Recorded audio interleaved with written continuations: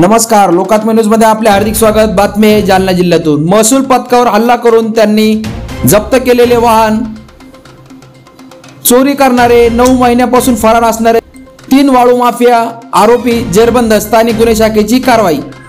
जालना जिल्ह्यात वाळूच्या कारवाईच्या दरम्यान शासकीय कामात अडथळा निर्माण करणारे फरार आरोपीस अटक करण्याबाबत माननीय पोलीस अधीक्षक श्री अजय कुमार बंसल साहेब यांनी स्थानिक गुन्हे शाखेचे पोलीस निरीक्षक श्री रामेश्वर खनाळे यांना सूचना दिल्या होत्या। त्या अनुषंगाने पोलीस निरीक्षक स्थानिक गुन्हे शाखा जालना यांनी पथकातील अधिकारी व अंमलदार यांना वाळूच्या कारवाई दरम्यान शासकीय कामात अडथळा निर्माण करणारे फरार आरोपी यांना अटक करण्याबाबत सूचना व मार्गदर्शन केले होते।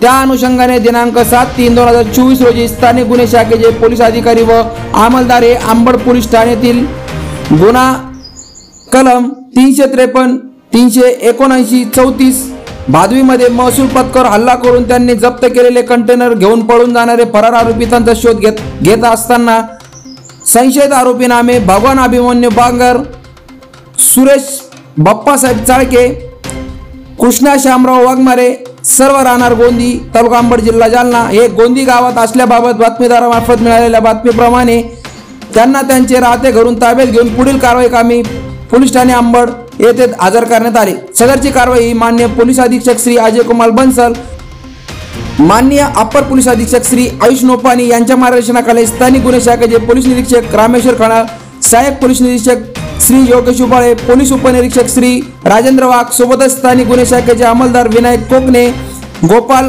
गोशिक, लक्ष्मीकांत आडे, देविदास भोजने, भागवत खरात, कैलास चेके, चालक सौरभ मुळे, सर्व स्थानिक गुन्हे शाखा सदरची कारवाई यांनी केली आहे। लोकात्म न्यूज चॅनलसाठी प्रतिनिधी तरंग कांबळे, जालना।